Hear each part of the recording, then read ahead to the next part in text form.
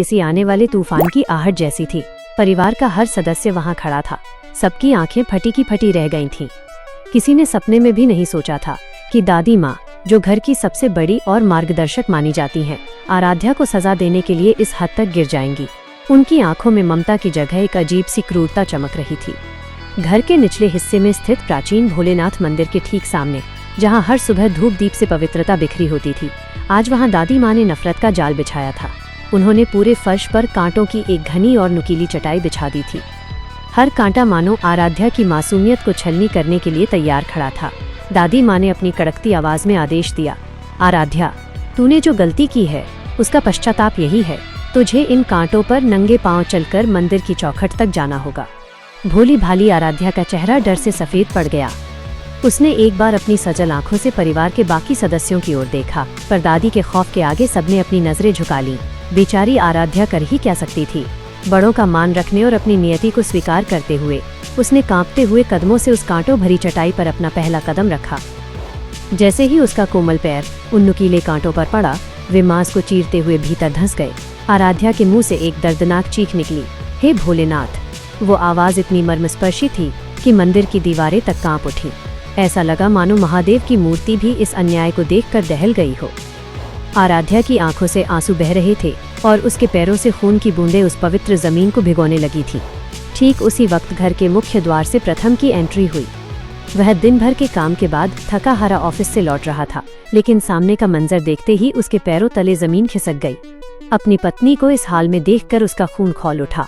जब उसे पता चला कि ये सब दादी माँ की जिद और क्रूरता का नतीजा है, तो उसका संयम टूट गया। प्रथम दहाड़ते हुए आगे बढ़ा और दादी के सामने खड़ा होकर बोला, दादी जी, यह सजा है या साक्षात हैवानियत? आप एक इंसान के साथ ऐसा व्यवहार कैसे कर सकती हैं? क्या यही आपके संस्कार हैं? पूरा परिवार प्रथम के इस रूप को देखकर दंग था। प्रथम ने तुरंत आराध्या को अपनी बाहों में उठा लिया, लेकिन दादी के चेहरे पर अब भी कोई पछतावा नहीं था। हालांकि ये अंत नहीं बल्कि एक नई शुरुआत थी। मंदिर के गर्भगृह से आती हुई हवाओं में एक अलग सी ऊर्जा महसूस होने लगी थी।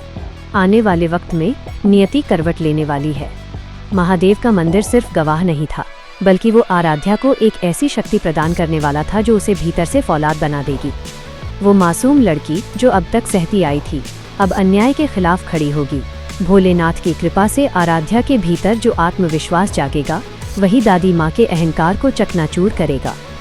जल्द ही वो समय आएगा जब दादी को अपनी हर एक क्रूरता का हिसाब देना होगा और आराध्या की वही चुप्पी अब न्याय की ललकार बनकर गूंजेगी। जैसे ही प्रथम आराध्या को उठाकर भीतर ले जाने लगा, अचानक मंदिर के गर्भगृह से एक तेज प्रकाश पुंज निकला और सीधे आराध्या के हृदय को स्पर्श कर गया।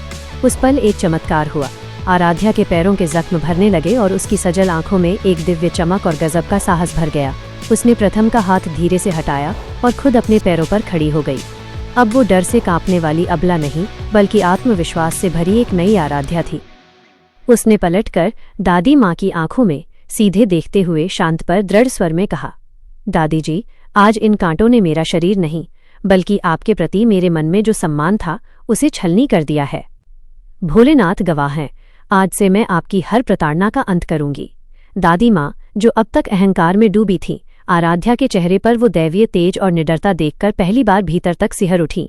उन्हें एहसास हो गया कि उन्होंने एक मासूम को नहीं, बल्कि एक शेरनी को जगा दिया है।